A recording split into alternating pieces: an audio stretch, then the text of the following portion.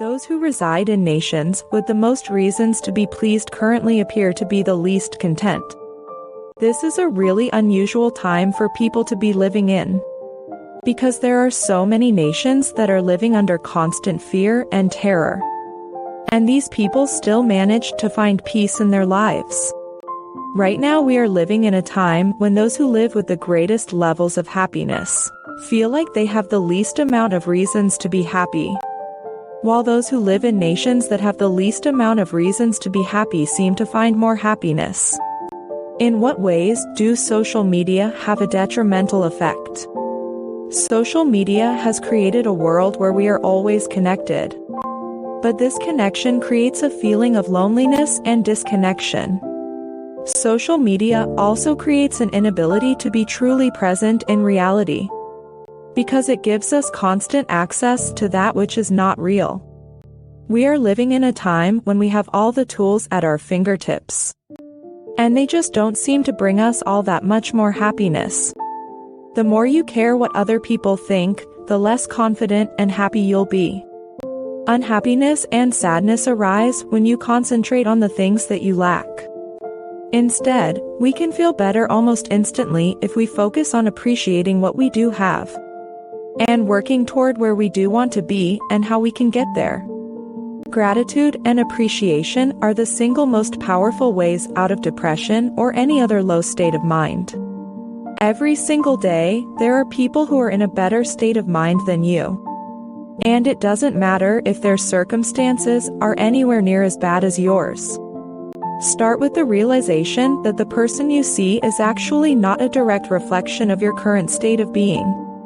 At first, this may be difficult to accept, but over time, it will become easier and familiar to allow yourself to feel good outside your current situation, or even in situations that seem very much like what you are going through. You are not a victim, and you cannot always be in the worst state of mind and feel the best about it. It's possible that you need to shift your perspective before you can successfully change your circumstances. You can achieve happiness by changing your perspective to focus on the good things in your life rather than the bad. This doesn't mean that we don't feel sadness or unhappiness when we feel that something is missing from our lives. But focusing on where we want to be can bring feelings of contentment and gratitude as well. A good trick for feeling better about yourself is to notice what you have going for you beyond your current situation. For example, a person may feel down in their life because they don't have a lot of money, but they do have someone who loves them and has their back no matter what. This can help bring happiness into an otherwise sad situation. It is impossible to be really grateful and have a bad attitude at the same moment. At the same time, if you're not feeling thankfulness, you might be stating that you're grateful, but you couldn't possibly be feeling it because research has shown that gratitude and despair are not mutually exclusive states of mind.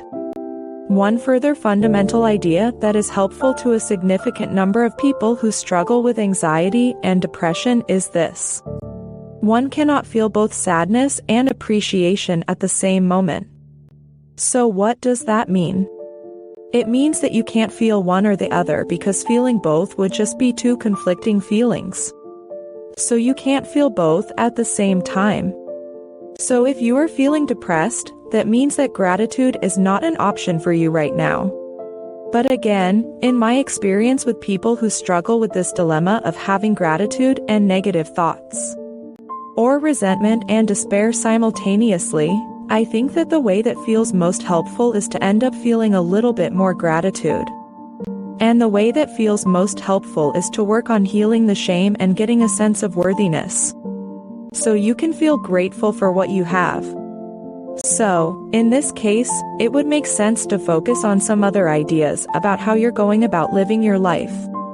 That might be ending up feeling better through exercise, connecting with friends, or just taking care of yourself better in general.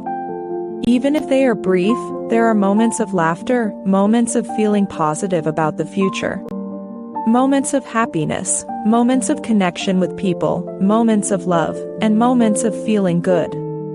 Even though they are brief, these moments exist. It is not at all a deliberate decision, rather, it is something that is brought on by stimuli and the accumulation of conditioned thinking over the course of a lifetime. A person does not choose to become sad or anxious, it is the result of stimuli.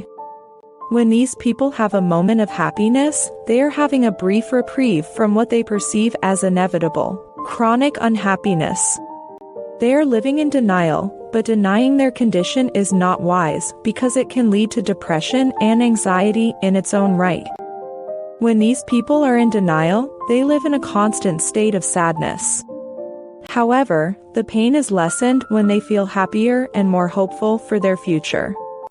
There is nothing that can be done to make them happy on a permanent basis because unhappiness is not a condition, it's just how they feel. Only when events X, Y, and Z occur in my life will I be content. Having rules such as, I can only be happy if, will guarantee that you will never be happy because life is constantly throwing new problems and hurdles at you. If you approach things in this manner and keep this information in mind, you will be able to realize on an intellectual level that feelings of depression and anxiety do not have to be permanent.